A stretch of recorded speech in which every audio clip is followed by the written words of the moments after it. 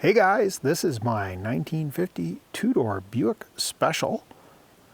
Over the last few videos, we've done a few jobs on this thing, got it to fire up and run, got into the trunk for the first time in 55 years, and got it to move under its own steam. We got a couple little odds and ends that I want to do today, and I figured I'd bring you along for the ride. Thanks for watching. As you can see, there's a little bit of, shall we say, Bluetooth sheet metal on this side of the car, and the floor pans are likewise not in the greatest of shape. Having windows smashed out of it certainly hasn't helped that, but the floor pan wasn't in the best of shape when I got the car 23 years ago. Before I fired up the car and got it moving, the car was parked in this location for the last number of years. And you can see there is a little bit of debris laying on the ground. One of the goals for today is I want to clean this up, go through it, make sure we're not missing some treasures. I already found a couple of treasures. Trunk key, and I assume the glove box as well. And we also found the cigarette lighter that fits the dash, matches the rest of the instrument panel. That's a good thing to have.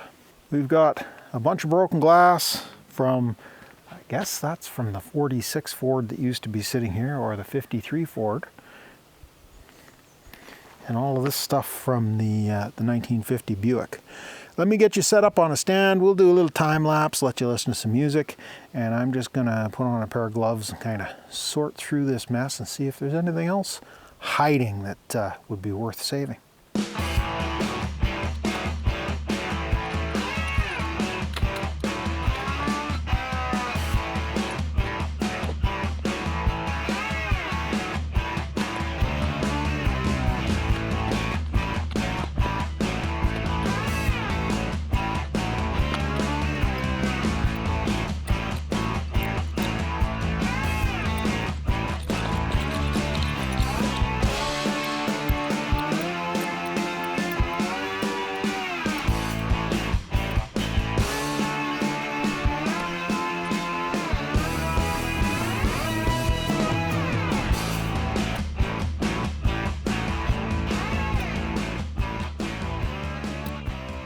Well, it certainly was anticlimactic. Sorry about that. But other than some bolt screws, some rubber bumpers, that kind of thing, the only real treasure that we found in that pile was what I found last time I was working. That's the lighter and the key. However, there's still a whole bunch of stuff in the car. So maybe we'll find the other key and some other treasures hiding in there. That's next on the agenda. Let me get things staged up here. Got a little bit of glass from one of the other vehicles that got damaged that needs to get cleaned up. And we'll dig into the car a little bit and see if we can find anything else interesting.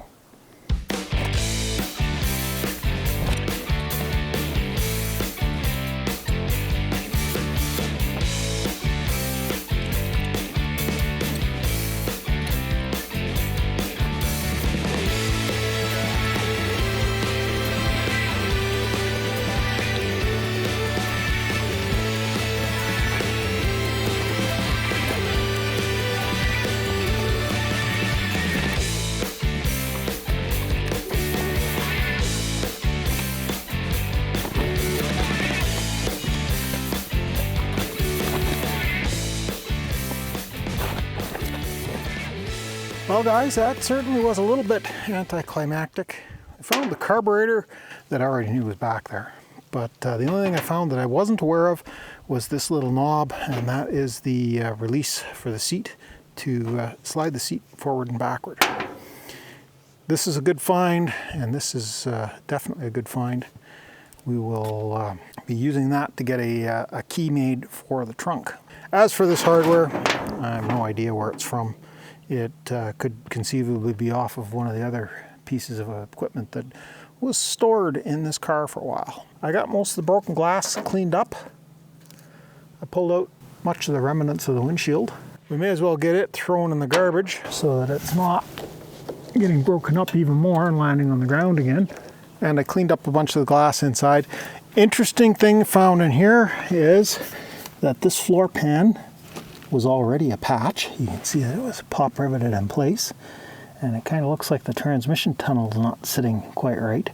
So this good possibility this car got parked because it was turning into a rust bucket, which is fine. I don't have a problem with that. I'm not beyond making new floors for it.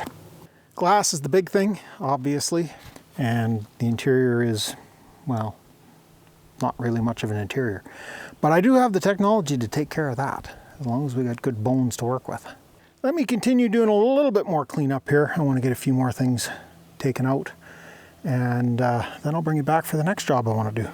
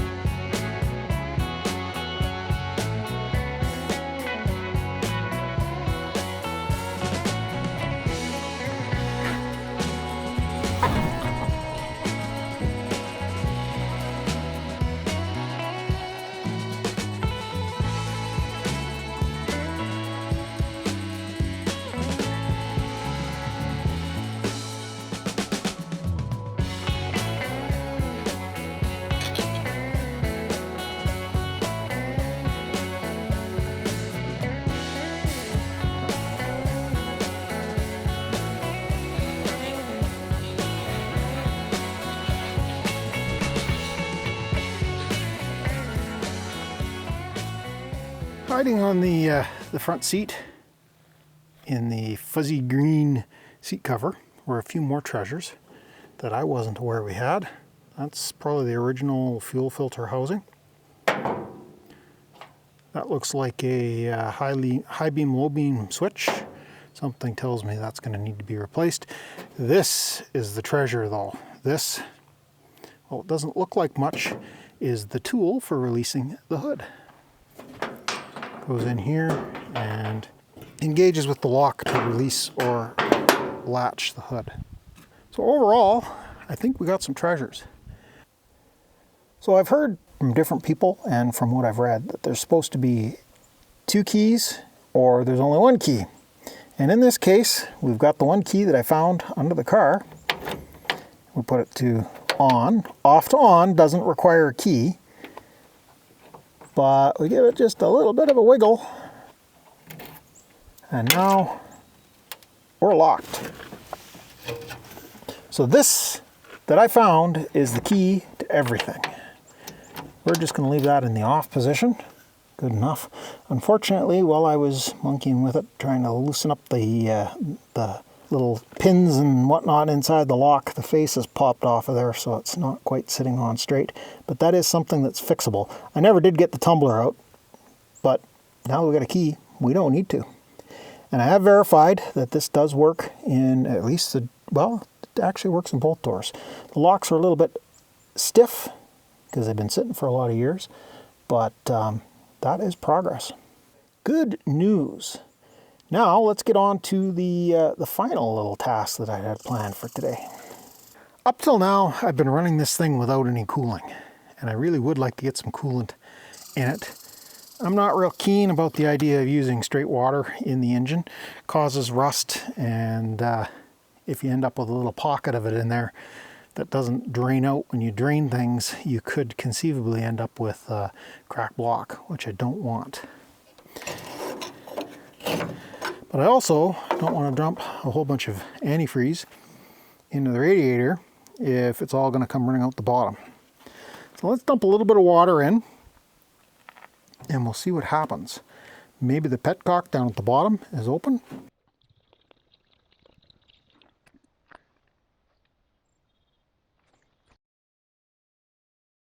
A little bit of spilt water where I missed the fill. Not seeing anything running out all over the place. That's a good sign. Let's try a little more.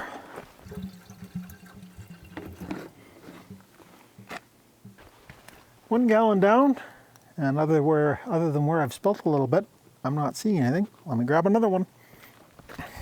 number 2.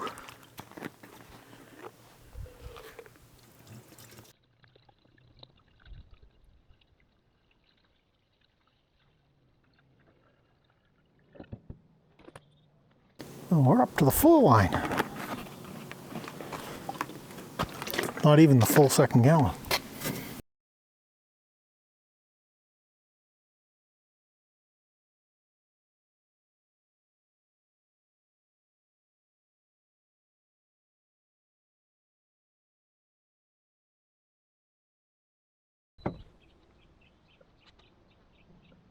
Well, I can hear it gurgling away here as it works air out of the system, but other than where I've spilt a little bit when I was filling, I'm not seeing any leaks. I think we've got a good radiator. I'm going to let the water out because I don't really want to leave it in there, but I think I'm going to get some antifreeze and we're going to get some cooling going in this thing.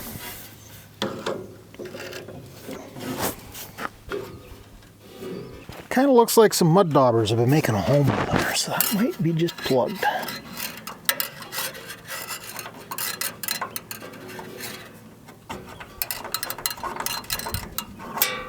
There we go. And that is just water running out of there. But I'm not seeing anything that gives me any concern. Boy, this thing just keeps getting better. Now, probably should be getting a new rad cap. I don't see how many pounds that is. And probably should be getting a new thermostat. And as you can see, it's some pretty crusty looking heater hoses. Fortunately, because this isn't a Dynaflow, we don't have to worry about a water-cooled transmission. I've got an oil filter on order, and when it arrives we'll do an oil change on this thing, get some fresh good quality motor oil in it. And I've also ordered in a fuel pump and vacuum pump rebuild kit so that we can get this thing to run off of a can instead of having to manually feed the float bowl constantly.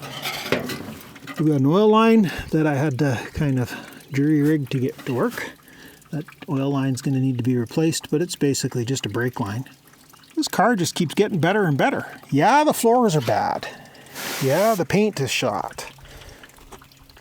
Yeah, it needs some repairs and obviously some glass.